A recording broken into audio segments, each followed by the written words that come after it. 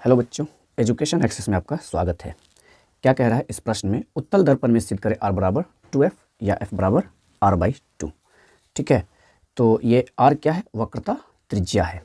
r बराबर वक्रता त्रिज्या, तो ध्रुव से c के बीच, मतलब PC को हम r कहते हैं। ठीक है, और f जो ये f स्मॉल f किसे कहते हैं?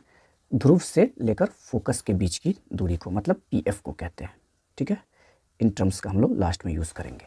ठीक, चलिए सबसे पहले इस चित्र को कंप्लीट कर लेते हैं। मान लीजिए कोई किरण प्रधान अक्ष या मुख्य अक्ष PC के समांतर आपतित हो रही है। कोई किरण ये आपतित हो रही है। ठीक है, तो ये कोई भी किरण जब प्रधान अक्ष के समांतर आती है तो उत्तल दर्पण में परावर्तन के बाद फोकस से लौटती है, और अवतल दर्पण में और उत्तल में फोकस से आती हुई प्रतीत होती है। तो ठीक है, इसको फोकस से इस बिंदु को और इस बिंदु को मिलाइए। दर्पण के पीछे आप डॉट लाइन से खींचेंगे, लाइन टूटी हुई रेखा से, और इसे सीधा खींच दीजिए। मतलब ये परावर्तन के बाद वाली किरण है। ये आपतित किरण है और ये परावर्तित किरण है, जो हमें ऐसा प्रतीत हो रहा है कि फोकस से आ रहा है, एक्चुअल में आ नहीं रहा है फोकस से। ठीक है, तो AB, इसका नाम दे देते हैं AB, आपतित किरण है। ठीक, और B से BC मान लीजिए, यहाँ से ये इसी तो यहाँ है ही, तो BC अब नहीं लिखना है, यहाँ D लिख देते हैं इस बिंदु को। BD परावर्तित किरण है। ठीक, और आपतन बिंदु को यदि C से मिलाया जाए तो वह रेखा क्या कहलाती है? अभिलंब कहलाती है। तो ठीक है, इस बिंदु C से आपतन बिंदु को यदि मिलाया जाए डॉट लाइन से, दर्पण के पीछे कभी भी कोई लाइन खींचे तो आप टूटी हुई रेखा से। ठीक है, और इसे यहाँ सीधा आप आगे यूँ बढ़ा दीजिए, तो ये वाली लाइन क्या हो गई? अभिलंब। ABCDE ले लीजिए इसे। ये BE क्या हो गया? अभिलंब। और हमें ज्ञात है कि ये आपतित किरण और ये परावर्तित किरण है, बीच में जो अभिलंब खींचते हैं तो ये एंगल 2 बराबर भाग में बढ़ता है, जिसे हम परावर्तन के नियम से जानते हैं कि आपतन कोण के बराबर परावर्तन कोण होता है। ठीक है, इस दर्पण का नाम मान लेते हैं MN, एक उत्तल दर्पण है। तो चलिए बनाना शुरू करते हैं। ओके, माना कि MN एक उत्तल दर्पण है। उत्तल दर्पण है जिसमें क्या है? तो जिसमें AB आपतित किरण है। आपतित किरण है जो मुख्य अक्ष PC, जो मुख्य अक्ष PC के समांतर है। ठीक है, समांतर है। ठीक है, और ये EB अभिलंब है। ओके, चलिए अब परावर्तन के नियम से हम लोग जानते हैं ये दोनों कोण बराबर होते हैं। लिखेंगे परावर्तन के नियम से, परावर्तन के नियम से एंगल ABE बराबर होता है एंगल DBE के। इसे इक्वेशन फर्स्ट मान लीजिए। ठीक, अच्छा, ये भी एक सीधी लाइन है और ये भी एक सीधी लाइन है, और क्या जानते हैं हम लोग? जब भी दो रेखाएं एक दूसरे को प्रतिच्छेद करती है तो सम्मुख कोण से ये कोण समान होते हैं। ठीक है, तो हम लोग यहाँ पर कह सकते हैं सम्मुख कोण से लिखेंगे, चूंकि एंगल DBE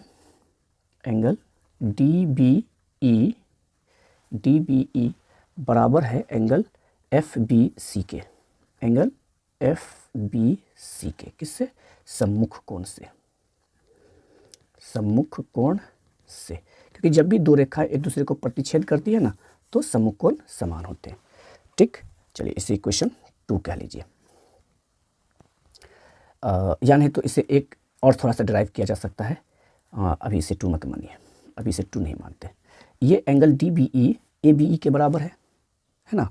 तो हम लोग यहाँ पर कह सकते हैं ऐसे के समीकरण 1 से इस DBE की जगह पर DBE का मान क्या है? Angle ABE। क्या है? ABE पुट कर दीजिए, और एंगल FBC इसे रहने दीजिए। ये हो गया आपका इक्वेशन 2। ठीक, अब क्या करते हैं? अब हमें ज्ञात है कि ये इसके पैरेलल है, तो लिखेंगे चूंकि ए बी समांतर है पी सी के, इसलिए क्या जानते हैं हम लोग कि जब ये समांतर होगा तो तिर्यक छेदी रेखा का काम ये कर रहा है आपका, ये जो ई सी है ये, तो इस कोण के बराबर ये कोण होगा संगत कोण से, ठीक है। तो इसीलिए एंगल ए बी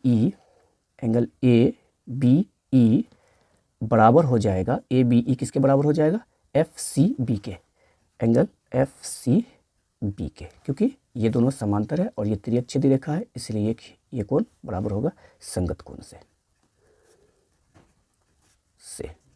ठीक है। अब समीकरण 2 हमारा क्या कह रहा है कि ए बी ई बराबर है एफ बी सी के, और यहाँ ए बी ई यहाँ भी है जो एफ सी बी के बराबर है, जो किसके बराबर है, एफ सी बी के बराबर है।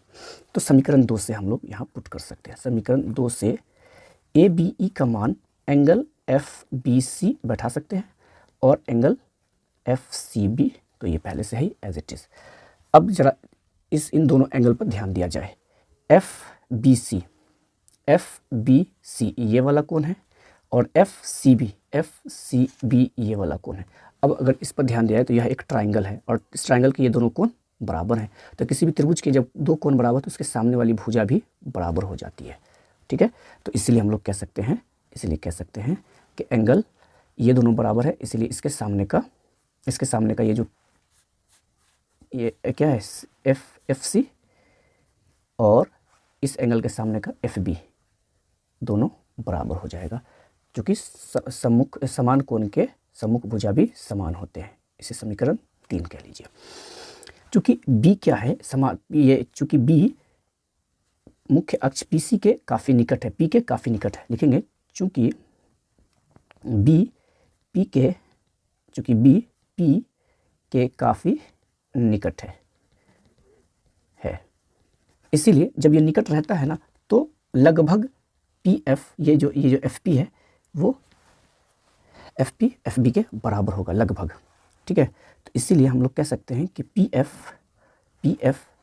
एफ लगभग बराबर है इस वाले साइड के एफ बी के बराबर एफ बी लगभग, ठीक है।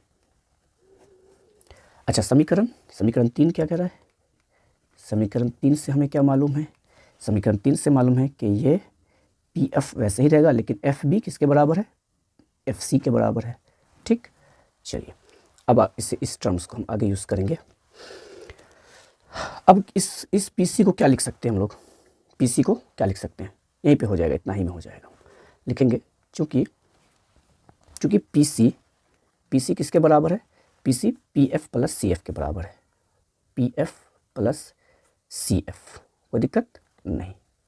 तो पी सी बराबर पी एफ वैसे ही रहने दीजिए as it is, plus C F, ये सी एफ या एफ सी एक ही बात है, सी एफ किसके बराबर है, पी एफ के बराबर है, तो यहाँ लिख देंगे पी एफ, ठीक है। यहाँ पे समीकरण 4 से हुआ है, समीकरण 4 से लाए हैं यहाँ मान, तो पी सी बराबर P F plus P F कितना हो जाएगा, 2 पी एफ, है ना, 2 पी एफ, और पी सी किसके बराबर है, रेडियस के बराबर, ये पी सी क्या है, त्रिज्या है, तो यहाँ पे हम लोग कह सकते हैं आर, और 2 पी एफ क्या है, पी एफ फोकस है, एफ फोकस दूरी, आर बराबर 2f, या इससे ही हम लोग f बराबर ऐसे भी लिख सकते हैं, r और गुना में 2 है तो बट्टे में 2, f बराबर r/2 प्रूव्ड,